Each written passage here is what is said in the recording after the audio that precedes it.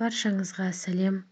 Каналдағы видеоларды жоғалтып алмау үшін, жаңадан шыққан видеоларды алғашқы болып көру үшін подписаться қызыл кнопкасын басып жазылып, лайк қойып отырыңыздар. Бүгін сіздерге әмиянды тұзбен тазалау жолын айтатын боламын. Алдымен әмияныңызды қажет емес қоқыстан, фотодан және чектерден тазалайсыз. Ішінде ақша, карточка, егер өзіңіз сеніп бір талисман қойсаңыз, соларды бәрін шығарып шетке қоясыз. Содан кейін кішкене салафанға тұз салып 3 күнге әмиянның ішіне салып қоясыз. Тұз тұрған кезінде әмияныңыз таза әрі бос болу керек.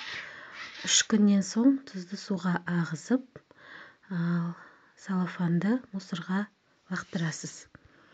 Осы әдіс арқылы сіздің әмияныңыз негативті энергиядан тазаланады.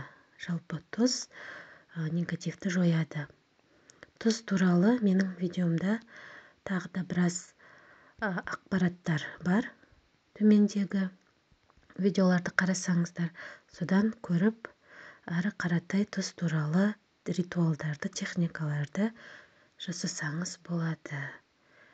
Жазылуды ұмытпаңыздар.